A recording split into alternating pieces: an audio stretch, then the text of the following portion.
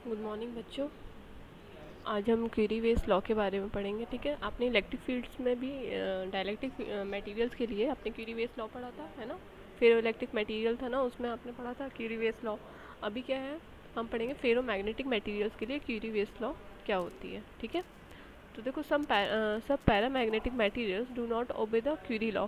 कुछ paramagnetic materials ऐसे होते हैं जो कि क्यूरी लॉ को फॉलो नहीं करते हैं, वो फॉलो करते हैं किसको, क्यूरी वेस्ट लॉ को। तो अब जान लेते हैं क्यूरी वेस्ट लॉ होता क्या है। तो M magnetization is equal to N into P B square by K T into H I, है ना। यहाँ पे एच क्या है आपका, शो कर रहा है, एच आई जो है आपका वो शो कर रहा है इंटरनल मैग्नेटिक फील्ड इंटेंसिटी को। ठीक है, एम स्टैंड्स फॉर मैग्नेटाइजेशन। ठीक है, तो आपका एच आई की वैल्यू क्या होती है, एच प्लस गामा एम, ये आप पढ़ चुके हो, है ना। अगर यही वैल्यू आप यहाँ पे क्वेश्चन 1 में पुट करोगे तो एम इज इक्वल टू क्या आ जाएगा, N P B square by K T H plus gamma M. ठीक है, अब क्या करेंगे, एम वाले टर्म को इधर ले गए। ठीक है, और यहाँ से एम कॉमन ले लिया तो आपके पास आ गया M into 1 minus gamma N P B square by K T equal to N P B square by K T into H. ठीक है, अब देखो एम की एम के साथ जो कंपोनेंट था आप इधर ले गए उसको, है ना। तो क्या आ गया, ये डिवाइड में आ गया। अब क्या करें, पूरे इक्वेशन में टी से हमने मल्टीप्लाई कर दिया, टी से मल्टीप्लाई करोगे तो आपके पास ये इक्वेशन आ जाएगा। ठीक है, अब यहाँ पे N P V square by K को आपने मान लिया सी, कोई कांस्टेंट आपका जिसको हम कहते हैं क्वीरी कांस्टेंट। ठीक है, इसकी वैल्यू आपकी हो जाएगी N P V square by K, और डिवाइड बाई में टी माइनस थीटा। थीटा आपका क्या है, क्यूरी टेम्परेचर है। ठीक है, तो यही आपकी क्या है, क्यूरी वेस्ट लॉ है। ठीक है, ये आपका आ गया थीटा, यानी कि Curie temperature equal to N P B square by K into gamma. Gamma यहाँ पे क्या है, इंटरनल फील्ड कांस्टेंट है। ठीक है, तो थीटा बाय सी, यहाँ वैल्यू कैसे लिख सकते हो, क्योंकि देखो यहाँ पे gamma is equal to theta by C आ जाएगा ना इन दोनों इक्वेशन से। यहाँ पे ये वैल्यू सी की है, यहाँ पे सी पुट कर दो तो theta is equal to C into gamma आ जाएगा, यानी कि gamma equal to theta by C. ठीक है, तो ये आप इलेक्ट्रिक फील्ड में भी आपने सेम चीज़ पढ़ी है, तो आप काफ़ी चीज़ रिलेट कर सकते हो, है ना। तो आपके लिए बहुत ही इजी हो जाएगा अगर दोनों यूनिट को साथ में लेके चलोगे तो।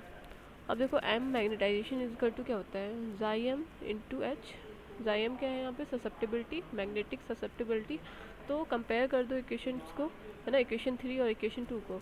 तो आपके पास ससेप्टिबिलिटी का इक्वेशन क्या आ जाएगा, सी बाय टी माइनस थीटा आ जाएगा। अब देखो, अब हम ससेप्टिबिलिटी और टेम्परेचर के बीच में क्या कर रहे हैं, ग्राफ प्लॉट कर रहे हैं फॉर फेरो मैग्नेटिक मटीरियल्स, है ना। थीटा से कम वैल्यू यानी क्यूरी टेम्परेचर से कम वैल्यू पे आपका जो मटेरियल होता है वो कैसे बिहेव करता है, फेरो मैग्नेटिक की तरह। और जैसे ही आपका क्यूरी टेम्परेचर से टेम्परेचर हाई होता है वो पैरामैग्नेटिक की तरह वर्क करने लगता है। ठीक है, अब देखो दोनों की प्रॉपर्टीज़ क्या क्या होती है। फेरो मैग्नेटिक मटीरियल हमारा की ससेप्टिबिलिटी जो है वो इंक्रीज़ करती है जैसे जैसे आप टेम्परेचर इंक्रीज़ कर रहे हो, है ना। वो टेम्परेचर इंक्रीज़ करने पे यहाँ पे ससेप्टिबिलिटी की वैल्यू इंक्रीज़ हो रही है। क्यों, यहाँ इक्वेशंस पे आप देख सकते हो ना। जैसे मान लो थीटा की वैल्यू आपकी क्या है, सॉरी टी की वैल्यू आपकी थीटा से कम है, यानी कि ये पॉजिटिव आ गया। सॉरी, टी की वैल्यू थीटा से कम है मतलब कि सी बाई नेगेटिव। नेगेटिव का मतलब क्या हो गया, ऐसा ग्राफ आ जाएगा आपके पास कि आप टी इंक्रीज़ करो और आपकी ससेप्टिबिलिटी डिक्रीज़ हो, सॉरी इंक्रीज़ हो रही है। ठीक है, और जैसे ही आपने टी की वैल्यू थीटा से ज़्यादा की यानी कि सी बाई पॉजिटिव वाला आ जाएगा, है ना। तो इन्वर्सली प्रोपोर्शनल ग्राफ ऐसे आ जाएगा, जैसे जैसे आप टी की वैल्यू यानी टेम्परेचर इंक्रीज़ करते जाओगे आपकी ससेप्टिबिलिटी, मैग्नेटिक ससेप्टिबिलिटी जो है वो डिक्रीज़ होती जाएगी। ठीक है, तो यही आपकी क्या है, क्यूरी लॉ है। अब देखो ये आपका आ गया किसके लिए, पैरामैग्नेटिक मटेरियल्स के लिए ग्राफ टी और टेम्परेचर और मैग्नेटिक ससेप्टिबिलिटी के बीच में। ठीक है, इसका इक्वेशन क्या जाएगा, susceptibility equal to C by T ऐसे लिख सकते हो। Magnetic susceptibility increases the ferromagnetic materials and it decreases in case of paramagnetic materials with increase the temperature. ठीक है, ये सारी चीज़ आपको ग्राफ देख के समझ में आ गया होगा। नेक्स्ट आ जाते हैं आप फेरो मैग्नेटिक मटीरियल्स के बारे में।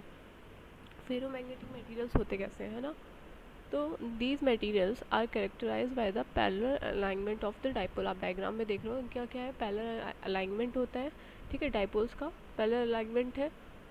ठीक है, these materials get magnetized in the direction of applied field, जिस डायरेक्शन में हम मैग्नेटिक फील्ड अप्लाई करते हैं उसी डायरेक्शन में क्या होता है, मैग्नेटाइज हो जाते हैं and remains magnetize even after the removal of the field.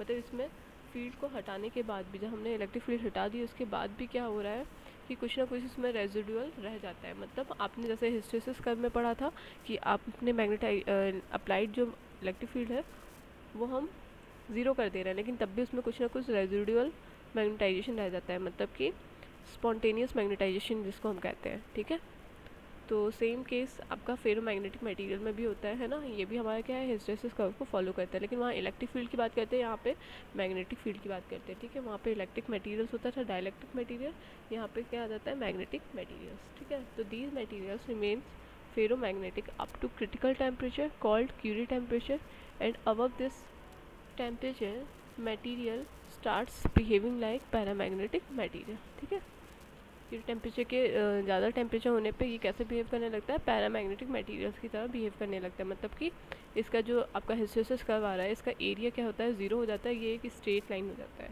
ठीक है, above the Curie temperature. Next है आपका हिस्टैरिसीस कर्व। अब देखो यहाँ पे आपका क्या है, ज़ीरो मैग्नेटाइजेशन है, ज़ीरो फील्ड पे आपने मान लिया कोई फ्रेश आपके पास फेरोमैग्नेटिक मटेरियल है जिसमें कोई भी मैग्नेटाइजेशन नहीं है और कोई भी मैग्नेटिक फील्ड आपने अभी तक अप्लाई नहीं की है, तब वो किस पॉइंट पे होगा, ओ पॉइंट पे होगा।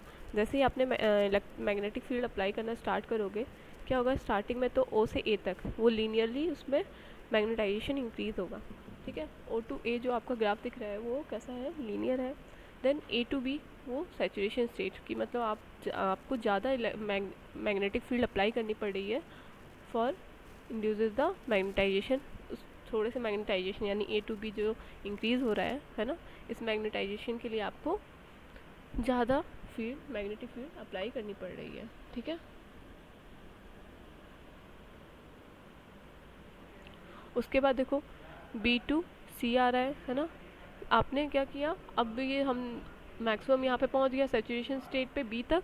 उसके बाद जैसे ही आपने मैग्नेटिक फील्ड हटाना स्टार्ट किया है ना, उसको कम करना स्टार्ट करोगे, वो फिर से क्या होगा, डीमैग्नेटाइज होना स्टार्ट हो जाएगा। डीमैग्नेटाइज होते होते होते होते जैसे ही आपने मान लो मैग्नेटिक फील्ड जो अप्लाई की थी वो ज़ीरो हो गई, वो कहाँ पे आ जाएगा, सी पॉइंट पे। सी पॉइंट मतलब ओ सी, उसमें कुछ ना कुछ ये ओ सी जो है वो सैचुरेशन मैग्नेटाइजेशन यानी कि रेजिडुअल मैग्नेटाइजेशन रह जाएगा। ठीक है, उसके बाद देखो आपको नेगेटिव डायरेक्शन में इस मैग्नेटिक फील्ड को अप्लाई करना पड़ा, किसके लिए, ताकि आपका ये जो मैग्नेटाइजेशन है, सैचुरेशन मैग्नेटाइजेशन, वो क्या हो जाए, कम्प्लीटली ज़ीरो हो जाए। तो इस नेगेटिव फील्ड जो आपको अप्लाई करनी पड़ी एक्स्ट्रा, उसको हम कहते हैं कोरेसिव फील्ड।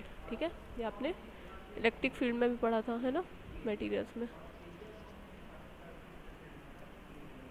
उसके बाद आपका ग्राफ कैसे जाता है कि और डीमैग्नेटाइज होते होते ये नेगेटिव में आ गया है ना, फिर उसके बाद ये ओ से एफ, फिर जी, फिर बी, ये ऐसे करके ये ग्राफ फॉलो करने लगता है। ठीक है, इस एरिया को हम पूरे एरिया को, ये जो एरिया कवर कर रहा है ना, इसको हम कहते हैं hysteresis area, hysteresis curve area.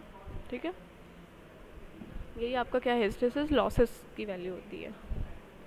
When a magnetic field is applied, क्योंकि यहाँ पे लैंग्वेज में भी लिखा हुआ है मैंने सारी चीज़ें है ना, when a magnetic field applied is to ferromagnetic material, the material follows the path O A B in the hysteresis curve. When the applied field is reduced to zero but remains a non-zero magnetization known as residual or dependent magnetization, to reduce this residual magnetization to zero, a magnetic field is required to be applied in opposite direction. This field is known as corrosive field. The material never comes back to its original once it exposed to the magnetic field. ठीक है, सभी को clear है hysteresis curve कैसे कर रहे हैं।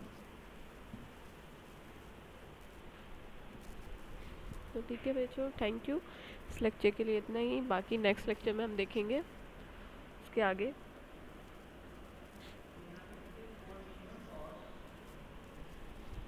I hope सब